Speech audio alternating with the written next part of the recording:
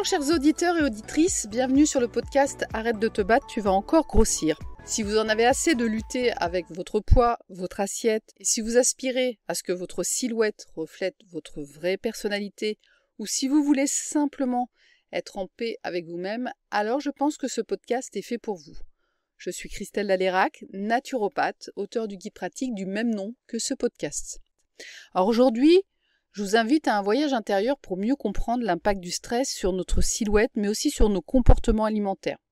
Alors c'est un voyage à la rencontre de certains acteurs de notre organisme, on va dire qui travaillent jour et nuit, normalement pour nous garder en bonne santé et en équilibre. Mais on va voir que parfois, ces acteurs peuvent perdre leur voix et perturber notre fonctionnement organique et nos besoins alimentaires. Et l'un d'entre eux que l'on va rencontrer aujourd'hui, c'est le cortisol. Son défi le plus épineux auquel il doit faire face, c'est le stress.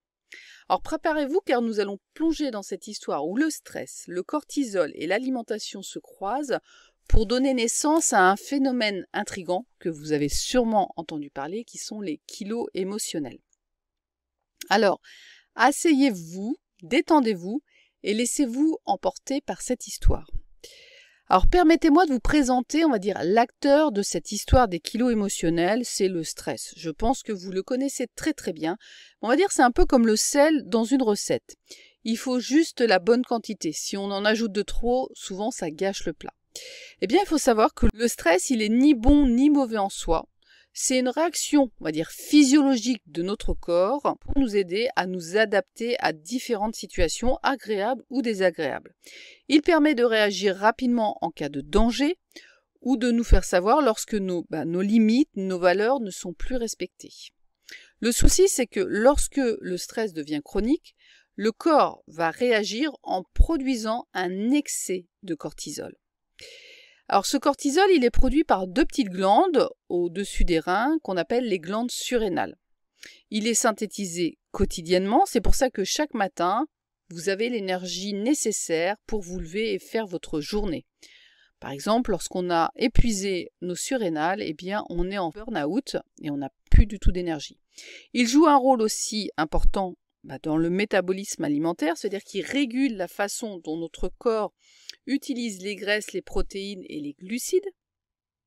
Il sert aussi, de garde du corps interne, module l'immunité, combat l'inflammation et aide le corps à se réparer après une blessure. Mais, le cortisol, il a sa part d'ombre lorsqu'il est poussé dans ses limites. C'est-à-dire que les glandes surrénaliennes se mettent à surchauffer, façon de parler, produit plus de cortisol que nécessaire et c'est là que les choses commencent à déraper. Donc dès qu'on est dans une surproduction de cortisol à cause du stress, on va dire que ça rend la vie assez difficile. Déjà, ça augmente le niveau d'anxiété, le niveau des peurs, des phobies, ça peut même conduire à la dépression. Et puis ça peut pousser aussi à chercher du réconfort dans la nourriture, voire à augmenter nos sensations de faim même si on a bien mangé juste avant. Il peut devenir aussi un perturbateur important de la chimie du cerveau, c'est-à-dire que notre cerveau produit des neurotransmetteurs, donc ce sont, des formes d'hormones qui vont permettre de nous sentir heureux, satisfaits de nos vies, et lorsqu'il est produit en excès, il réduit la synthèse de la dopamine, c'est le neurotransmetteur essentiel produit le matin qui nous donne envie de nous lever, d'être motivé, de se sentir en joie, d'avoir un niveau de satisfaction de notre vie important. Il nous donne le coup de fouet nécessaire pour se lancer dans notre quotidien. Pour fabriquer de la dopamine, notre cerveau a besoin d'un acide aminé qui s'appelle la tyrosine, je reviendrai dessus sur les conseils alimentaires, des cofacteurs, magnésium, fer, vitamines du groupe B. Et lorsqu'il y a trop de cortisol au niveau cérébral, on a une réduction de la production de cette dopamine, ce qui nous rend plus vulnérables, avec perte de motivation, de plaisir à faire les choses. Et ce plaisir, on va aller le rechercher dans des comportements addictifs. Alors peut-être plus recherche de l'alcool pour les hommes, alimentation plaisante pour les femmes, mais ça peut être aussi les achats impulsifs ou les gens qui tombent dans l'addiction du jeu. Mais l'excès de cortisol peut également réduire la synthèse du niveau de sérotonine. Alors ça, c'est un autre neurotransmetteur qui est plutôt fabriqué en fin de journée, qui est, on va dire, l'hormone du bonheur. Et lorsque nous manquons de sérotonine, on va se sentir irritable, agacé. On va même développer des comportements compulsifs, surtout au niveau de l'alimentation sucrée en fin de journée. Alors c'est vrai que les femmes et les hommes ne se comportent pas de la même façon face aux addictions, mais il faut savoir que les hormones sexuelles jouent un rôle dans la chimie du cerveau. En tant que femme, nos hormones comme la progestérone, les œstrogènes peuvent facilement influencer le niveau de sérotonine. Alors que chez les hommes, la testostérone va plutôt influencer le niveau de dopamine. C'est pour ça que les hommes et les femmes, comme je vous le disais, n'ont pas les mêmes comportements face au stress et aux addictions. Mais il faut savoir aussi que le cortisol, toujours produit en excès, peut aussi jouer sur les hormones de faim et de satiété. C'est-à-dire que le cortisol va augmenter la production de ce qu'on appelle la gréline. C'est une hormone qui est produite par l'estomac et qui stimule l'appétit. Et à l'inverse, il va plutôt empêcher le message de la leptine, qui est une hormone produite par le tissu adipeux, pour signaler au cerveau que nous avons assez de réserves et de déclencher le phénomène de satiété. Eh bien, lorsqu'il y a trop de cortisol, le message de la leptine n'est pas entendu, on va dire, par les neurones. Et du coup, eh bien, on n'est pas satisfait et on a toujours cette sensation de faim. Alors, comment pouvons-nous aider le cortisol à rester, on va dire, droit dans ses bottes? Eh bien, je vais vous donner quelques astuces et quelques conseils nutritionnels et aussi de phytothérapie. La glande surrénale, elle a besoin aussi d'être mise au repos, de calme et de soutien.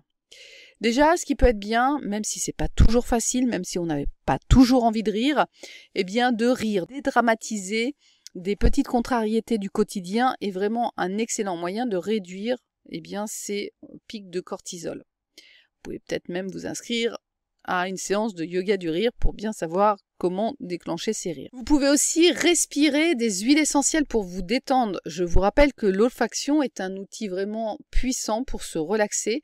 On va dire c'est la voie directe pour toucher le système limbique. Vous savez, c'est la partie du cerveau qui gère nos émotions et notre mémoire. C'est pourquoi certaines odeurs peuvent instantanément évoquer des souvenirs et des sentiments apaisants et agréables. Vous vous rappelez cette fameuse Madeleine de Proust. Donc vous pouvez choisir des huiles essentielles, comme la lavande, qui est très maternante, très apaisante, le petit grain bigaradier, lorsqu'on en a gros sur la patate et qu'on a le sentiment d'avoir eu le cœur brisé, l'hélicryse pour cicatriser les bleus à l'âme, la camomille. Toutes ces huiles essentielles ont des propriétés relaxantes, que ce soit en massage et à respirer. Si vous n'avez pas, on va dire, d'huile essentielle sous la main, vous pouvez utiliser aussi une odeur qui vous est agréable. Ça peut être une bougie parfumée, ça peut être l'odeur d'une tisane, ce qui vous fait vraiment plaisir. N'hésitez pas aussi à bouger votre corps sans parler d'activité physique. Mettez simplement de la musique et dansez librement. Cela vous permettra de vous reconnecter à votre corps et de réduire l'anxiété. Après, lorsque on a été dans un stress chronique important, on peut faire appel aussi à la phytothérapie pour nous soutenir. Vous avez des plantes comme la rhodiole, le lutérocoque, le schisandra, l'ashwagandha, qui sont des plantes adaptogènes qui permettent de réduire à la fois le taux de cortisol et surtout de protéger la production de sérotonine et de dopamine. Pour l'alimentation, eh bien, n'hésitez pas à mettre des protéines le matin dans votre assiette pour avoir un bon apport d'acides aminés, la fameuse tyrosine, pour bien synthétiser la dopamine. Et puis, vous pouvez aussi mettre dans votre alimentation du riz complet, des œufs, de la viande, du poisson, des fruits à coque, les amandes, les noisettes, les noix de cajou, le chocolat noir et la banane, par exemple, pour le goûter. Ils vont amener donc le précurseur, le tryptophane, pour synthétiser correctement la sérotonine.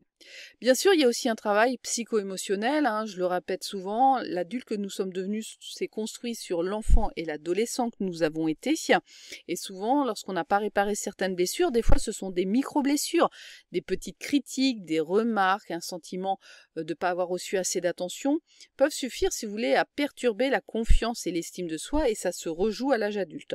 Donc le temps de guérir ça, des fois, on a besoin de cette béquille alimentaire de sucre. Sachez qu'il y a la feuille de mûrier et le gymnéma qui sont deux plantes qui peuvent vous aider à réduire vos pulsions alimentaires. La feuille de mûrier, elle va être intéressante puisqu'elle bloque les enzymes au niveau digestif qui vont, on va dire, digérer les sucres complexes en sucre simple. Il faut savoir qu'au niveau de l'intestin, pour assimiler les sucres, il faut que certaines enzymes viennent découper ces sucres en des sucres plus simples, ce qu'on appelle le glucose, pour qu'ils soient assimilés.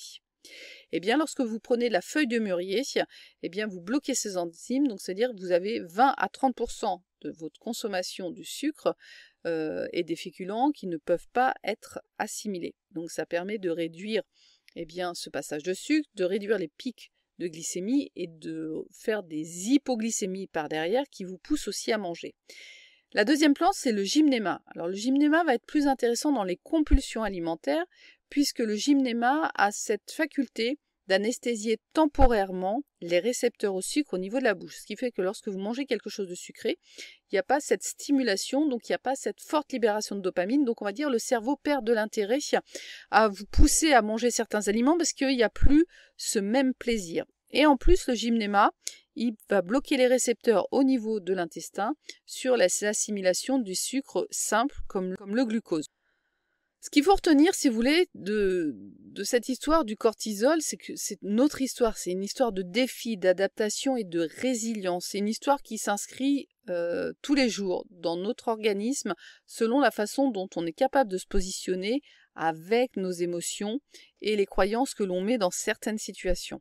Plus on arrive, si vous voulez, à prendre de la distance, à être bien avec soi-même, à être bien avec les autres et à rester focus sur nos projets, plus vous allez avoir un niveau de résilience et un niveau de satisfaction qui va faire que vous allez naturellement vous détourner de votre alimentation parce que vous serez nourri autrement.